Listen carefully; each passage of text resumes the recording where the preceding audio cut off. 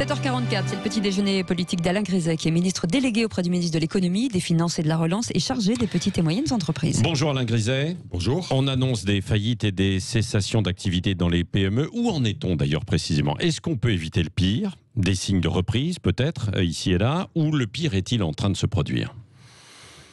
Tout d'abord, le constat, c'est que la reprise a été globalement meilleure que tout le monde a envisagé. Bruno Le Maire a indiqué que, au bout du compte, même si c'est difficile, en tout cas on constate qu'il n'y a pas, défaillances beaucoup plus nombreuses en chiffres qu'on en a d'habitude. Oui. Bon.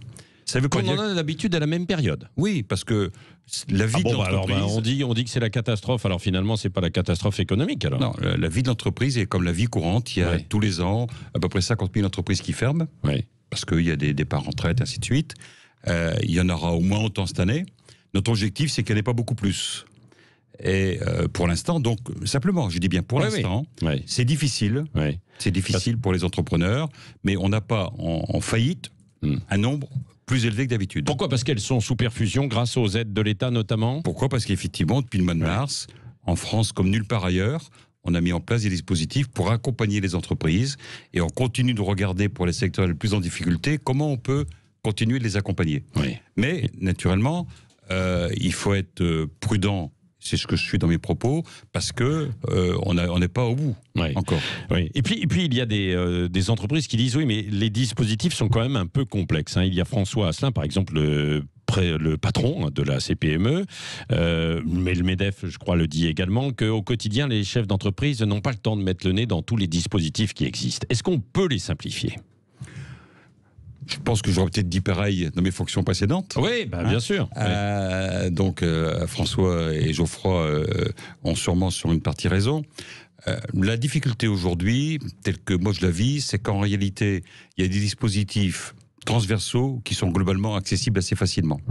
Là où ça se complexifie, c'est quand on rentre dans des secteurs particuliers et où on doit mettre en place des dispositifs vraiment très particuliers pour eux. Et que donc, quand on juxtapose le transversal et le particulier, au bout du compte, c'est vrai que ça peut être un peu complexe. Et comment on peut simplifier alors? Est-ce que vous pouvez leur dire on va simplifier les choses? De toute façon, tout ce que je peux simplifier, avec mes collègues, avec l'administration, on le fait au maximum. Sans aucun doute. Et d'ailleurs, le Premier ministre là, a réaffirmé la volonté d'aller beaucoup plus loin dans la décomplexification. Je vais prendre un exemple de simplification. On a pris une décision de passer de 40 000 à 70 000, le montant en dessous duquel les collectivités ne sont plus obligées de faire un marché public. C'est une simplification considérable pour les entreprises. Il y a un certain nombre d'entreprises, de décisions pour ces entreprises qui vont dans ce sens. L'activité partielle, alors jusque quand également? Le chômage partiel?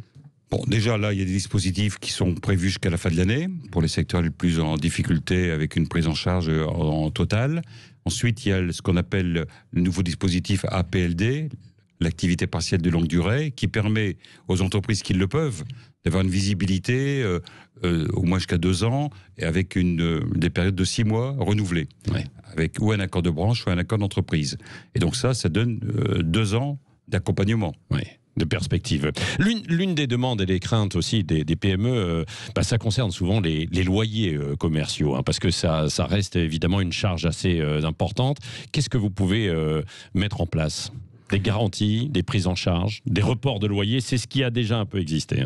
Alors, tout d'abord, nous avons demandé à chaque préfet de regarder comment il pourrait y avoir des médiations entre bailleurs et loueurs. Il y en a eu un certain nombre qui ont réussi, mais c'est vrai qu'il y a encore beaucoup de cas aujourd'hui qui ne sont pas satisfaisants. Il y a une réponse quand même, je souhaite attirer votre attention et celle de vos auditeurs sur le fait qu'il y a dans le fonds de solidarité 2 niveaux. Niveau 1, 1 700 000 entrepreneurs ont bénéficié, c'est 1 500 € maximum. Et puis un niveau 2.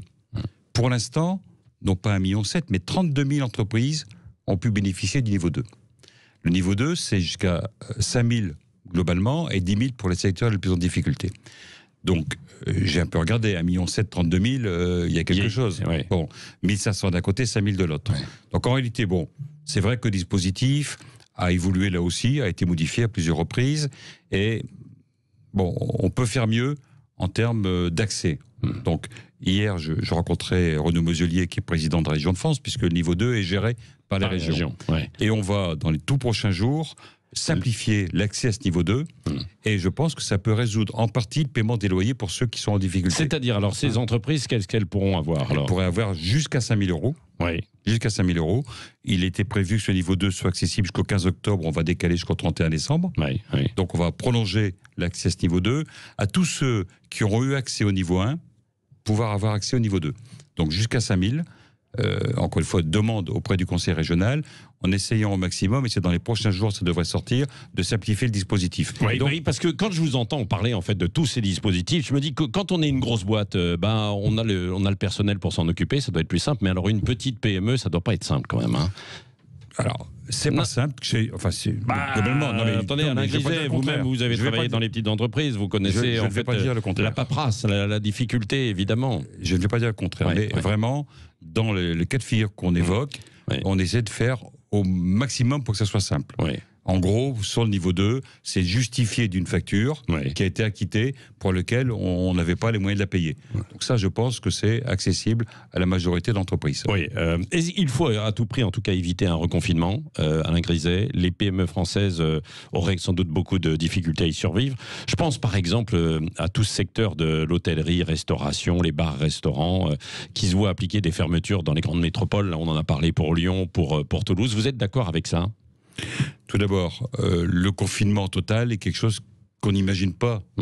Parce que pour les entreprises, mais pour le pays, on ne sait pas comment ça finirait. Bon, c'est catastrophique. Bon. En tout cas, ce n'est pas envisagé au sein du gouvernement, ce confinement total. Clairement. Non. Bon. Deuxième chose, on voit bien qu'il y a une augmentation de la propagation du virus. Bon. Et donc, il faut à la fois travailler sur la sécurité sanitaire et à la fois travailler pour que l'économie reprenne au mieux. Donc c'est ce qu'on essaie de faire, cette ligne de crête. Ensuite, naturellement, je ne peux pas dire que je suis satisfait d'interdire tel ou tel d'exercer son activité. Bon, néanmoins... Vous pensez aux bars-restaurants, notamment. Bon, mais on a comme des heures de fermeture dans lesquelles, 23h, minuit, on peut penser que dans les restaurants, une grande partie a pu être faite. Bon. Dans les bars, c'est vrai qu'il y a des bars qui travaillent plus tard, mais on voit bien aussi que c'est à ces moments-là où, en particulier les plus jeunes, peuvent attraper le virus et ensuite le transmettre. Donc c'est une mesure qui n'est pas une mesure agréable, mais c'est une mesure nécessaire pour éviter le développement du virus. Oui. La transition écologique, là, on en parle beaucoup en ce moment. Est-ce que c'est le moment pour les PME de passer à la transition écologique et d'adopter de nouvelles normes parfois, ou est-ce qu'il ne faudrait pas repousser certaines choses ? Je ne suis pas sûr qu'il faille parler de normes. Moi, je ne suis pas un fervent partisan de normes. Hein. On en a déjà beaucoup. Oui, c'est pour ça. Et au contraire, on essaye d'en retirer. Par contre, je pense que les PME, les TPE, les plus petites entreprises sont intellectuellement favorables à contribuer à améliorer la vie du quotidien. Et que dans le plan de relance, il y a des moyens très importants dans ce domaine-là. Donc, je ne peux qu'inciter les chefs d'entreprise à utiliser ce qui existe pour améliorer leur process et au bout du compte de faire de leur entreprise des exemples en termes écologiques. Et est-ce que vous craignez, on parle de la fermeture de Bridgestone en ce moment à Béthune, c'est votre région, votre grande région là-bas, vous craignez beaucoup de conséquences comme souvent dans ces situations pour le tissu local des PME et puis des sous-traitants ? D'abord, pour parler de Bridgestone, permettez-moi d'avoir une pensée réelle, émue pour les hommes et les femmes qui travaillent dans cette entreprise, leur famille et tout l'écosystème qui tourne autour. Quand vous avez 1000 personnes dans une boîte qui ferme, ça serait dramatique pour la ville, pour l'arrondissement. Deuxième chose, le gouvernement ne se résout pas à entendre une fermeture aussi brutale. Oui, mais qu'est-ce qu'il peut faire, mis à part donc reculer un petit peu l'échéance, mais bon. Écoutez, on a vu, par exemple, à Ascoval, toujours dans les Hauts-de-France, que les efforts communs de la région et du gouvernement ont permis de maintenir le site d'Ascoval. Alors que... Vous espérez encore qu'on puisse maintenir ce site ? Mais naturellement. Sinon, si on n'espère pas, on baisse les bras. Il y a des PME françaises qui pourraient s'en saisir. Vous avez eu des dossiers déjà? Non, enfin bon, c'est pas moi directement qui suis ce dossier, c'est ma collègue Agnès Pannier-Runacher. Mais je peux vous dire qu'au gouvernement, il y a une détermination totale pour essayer de trouver toutes les solutions imaginables permettant de sauver ce site et permettant d'accompagner ce territoire, les hommes et les femmes de ce territoire qui le méritent autant que les autres. Oui. Alain Griset, le mot de la fin avec Cécile de Ménibus. Cécile. Oui, vous évoquiez la fermeture des discothèques, mais est-ce que vous n'avez pas peur des dérives là, ce week-end à Paris? Certains établissements ont ouvert en catimini et ils sont passés plutôt en matière de réglementation de bars de nuit plutôt que de discothèques. Mais ça change quoi quand on voit tout ce qui s'est passé sur les réseaux sociaux qui ont été postés? On est en France, c'est vrai qu'aujourd'hui, ceux qui sont fermés, alors excusez-moi de la technicité, ce sont les entreprises classées P. Qui sont fermées. Il y en a 1600 en France. Et après, vous avez qui sont les discothèques. Qui sont les discothèques. Les boîtes de nuit. Bon, les boîtes de nuit. Et après, il y a les N qui, en réalité, aujourd'hui, ne sont pas fermées de façon administrative. Mais j'attire l'attention de ces responsables que leur responsabilité peut être très gravement engagée. Si jamais, effectivement, les gestes ne sont pas respectés et si derrière, il y a des conséquences sanitaires. Donc moi, je ne peux qu'appeler la prudence auprès de ces responsables parce que... Mais il n'aurait pas fallu plutôt les encadrer, en fait, plutôt que de les fermer, encadrer, puisque vaut mieux être encadré que définitivement fermé. Écoutez, il y a eu des négociations, il y a eu des propositions faites par la discothèque pour essayer de trouver des solutions. Il y a une décision qui a été prise par le ministère de la Santé. Au regard des conditions sanitaires aujourd'hui, je ne peux qu'appliquer cette décision et la faire appliquer. C'est le domaine santé qui est aujourd'hui prioritaire. Et donc, quel que soit ce qui a pu être proposé, la décision a été prise de ne pas les réouvrir. Donc, ce qu'on a fait, moi je les ai déjà rencontrés 3 fois, c'est de mettre en place des dispositifs très particuliers pour les discothèques, pour les accompagner le moins mal possible. Même si je sais bien que c'est pas satisfaisant pour un chef d'entreprise d'entendre le fait qu'on va pas les ouvrir. Accompagner, c'est-à-dire c'est quoi? Financièrement. Oui, financièrement. Faire sauter tous les critères bloquants pour avoir accès au fonds de solidarité, aux cotisations sociales, aux exonérations. Transformation éventuellement des discothèques, alors en bar ou en autre commerce. Je l'aurais dit vendredi. Ceux d'entre vous, même si encore une fois ça ne peut pas être totalement satisfaisant, qui envisagerait de se reconvertir, l'État vous accompagnera dans la transformation de vos établissements. Donc on regarde tout ce qu'on peut faire, et encore une fois, en disant bien que je suis conscient que pour eux c'est dramatique et que c'est pas facile. Les boîtes de nuit c'est fini dans l'immédiat quoi. Dans l'immédiat, c'est pas fini, mais en tout cas, il n'y a pas d'ouverture prévue. Ah bah si, oui. Pas d'ouverture prévue. Mais il y a peu de jours après, derrière, il peut y avoir de l'espoir quand même pour l'avenir. Merci Alain Griset, ministre délégué auprès du ministre de l'économie, des finances et de la relance chargé des PME, était l'invité ce matin de Sud Radio. Et dans un instant, le journal de 8h. Sud Radio. Parlons vrai.